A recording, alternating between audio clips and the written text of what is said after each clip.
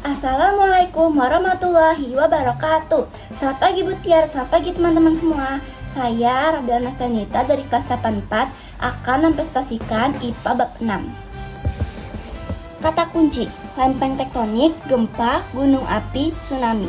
A. Struktur bumi. Sebagian besar keindahan pemandangan alam yang kita nikmati di berbagai belahan dunia terbentuk dari perubahan yang terjadi pada bumi kita ini. Berikut adalah gambar keindahan alam yang ada di Indonesia. Selanjutnya adalah gambar karakteristik lapisan penyusunan bumi. Ada kerak bumi, mantel bumi, inti luar dan inti dalam. Yang pertama, karakteristik lapisan penyusun bumi. Kulit telur ini merupakan bagian terluar telur sama seperti bagian terluar bumi yang disebut kerak bumi. Lapisan putih telur sama seperti lapisan mantel bumi, sedangkan kuning telur sama seperti lapisan inti bumi. Berada tepat pada bagian tengah bumi, lapisan inti bumi terbagi atas dua macam, yaitu inti bagian luar dan inti bagian dalam. Yang kedua, ada kerak bumi. Bagian terluar merupakan lapisan yang paling tipis dibandingkan lapisan-lapisan lainnya. Yang ketiga, ada mantel bumi. Lapisan ini merupakan lapisan yang paling tebal, yaitu 2900 km dan paling berat di antara lapisan lainnya. Yang keempat, ada inti luar bumi. Berbeda dari kerak dan mantel bumi, lapisan inti luar adalah satu-satunya lapisan terdiri dari cairan yang pekat yang disebut cairan magma. Yang kelima adalah inti dalam bumi. Lapisan yang di dalam memiliki suhu tertinggi, yaitu antara 5000 sampai 7000 derajat Celcius. Berikut adalah gambar ketebalan dan kedalaman bumi. Selanjutnya, yang B adalah lempeng tektonik. Litosfer adalah bagian kerak bumi dan pantai luar. Litosfer berasal dari dua kata bahasa Yunani, yaitu lithos, artinya batuan, dan spheira yang artinya lapisan. Jadi litosfer adalah lapisan batuan. Lempeng tektonik pengapung di atas cairan panas dari mantel dalam dan inti luar karena lempeng tektonik memiliki kerapatan yang sangat kecil dibandingkan bagian mantel dalam dan inti luar bumi. Lempeng ini selalu bergerak, namun perlu diingat bahwa cairan yang terdapat pada lapisan inti luar bumi pekat karena mengandung lelehan logam-logam sehingga tidak seperti air. Karena itulah lempeng bergerak lambat. Lapisan mantel yang berisi cairan magma itu disebut sebagai astenosfer. Perhatikan gambar berikut yang menunjukkan 10 lempeng tektonik di dunia. Selanjutnya adalah teori pergerakan lempeng. Pergerakan lempeng.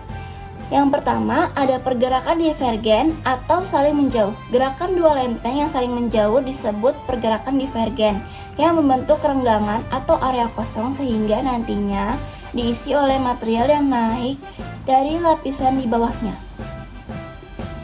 Yang kedua, ada konvergen atau saling bertumbukan. Pergerakan konvergen adalah gerakan dua lempeng yang saling mendekati sehingga saling bertabrakan atau bertumbukan.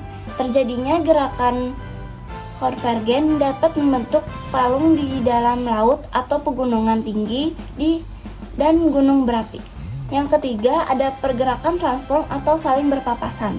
Pergerakan transform terjadi karena adanya gesekan berlawanan arah pada dua lempeng yang saling berpapasan, kemudian mengalami gerakan mendatar dan memanjang. Selanjutnya, mengapa lempeng dapat bergerak? Selain lapisan batuan litosfer, ingatlah kembali air panas yang kalian gunakan untuk menirukan inti luar bumi pada saat kegiatan apresepsi. Coba bayangkan apabila cairan ini kalian panaskan terus-menerus. Tentu bagian inti ini akan menjadi sangat panas sehingga ada arus konveksi atau arus yang terjadi karena perpindahan panas pada cairan. Berikut adalah gambar air yang dipanaskan. Selanjutnya, C. Gempa bumi. Gempa bumi adalah bencana yang dapat membawa kerusakan besar, baik pada bangunan, jalan, jembatan, alam, bahkan hingga merenggut nyawa manusia. Sesungguhnya dalam setahun terjadi 10.000 sampai 30.000 gempa bumi akibat pergerakan lempeng baik secara konvergen, divergen, dan transform. Gempa bumi melepaskan energi dalam bentuk getaran yang disebut sebagai gelombang seismik yang merambat baik dalam lempeng bumi dan juga di kerak bumi atau permukaan bumi. Oleh karena itulah, akibat gempa dapat dirasakan di beberapa tempat sekaligus, bahkan di tempat dengan radius ratusan hingga ribuan kilometer jauhnya. Gelombang yang merambat dalam lempeng bumi berupa gelombang primer atau sekunder. Selanjutnya, bencana yang terjadi setelah gempa. A. Gempa susulan. Setelah terjadi gempa utama yang bermagnitudo besar, lempeng bumi yang telah bergerak karena saling bertumbukan atau bergesekan membutuhkan waktu untuk kembali ke posisi stabil.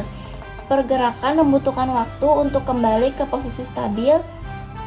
Kembalinya lempeng bumi ke posisi stabil setelah gempa utama ini yang menyebabkan gempa susulan.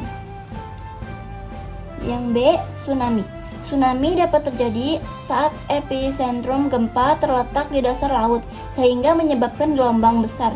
Walaupun pada awalnya gelombang yang terjadi hanya setinggi 2 meter, namun dengan pergerakan yang sangat cepat 800 km per jam, saat mencapai perairan dangkal, ketinggian gelombang meningkat pesat. Gelombang yang sangat cepat ini memiliki energi yang sangat tinggi untuk menghancurkan apapun yang dilewatinya. Selanjutnya yang D, gunung berapi. Indonesia memiliki sekitar 500 gunung berapi yang 127 diantaranya berstatus aktif. Oleh karena itu, penting bagi kita untuk mengenal karakternya gunung berapi agar kita bisa hidup damai berdampingan dengan gunung berapi.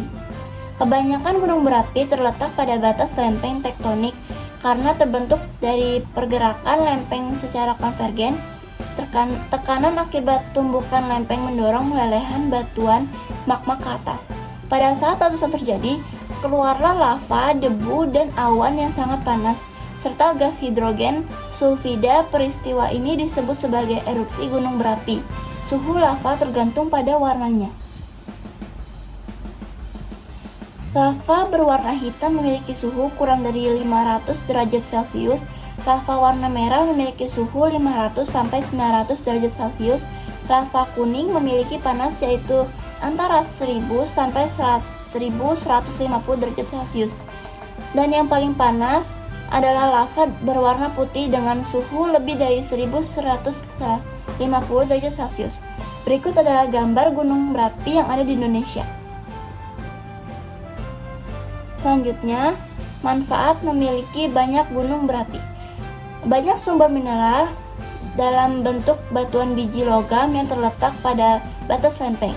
Sumber energi berupa minyak bumi yang berasal dari fosil yang mengalami dekomposisi dalam jangka waktu berjuta-juta tahun sehingga membentuk hidrokarbon dan membentuk minyak bumi. Gas bumi atau yang disebut sebagai energi geotermal. Materi yang dikeluarkan oleh gunung berapi termasuk debu vulkanik dan terdekomposisi dan mengalami perubahan sehingga lama-kelamaan membentuk tanah yang subur di bumi ini. Gunung berapi juga menyuguhkan keindahan alam seperti salah satu daya tarik pariwisata suatu daerah. Sekian presentasi dari saya, kurang lebihnya mohon maaf. Wassalamualaikum warahmatullahi wabarakatuh. Terima kasih.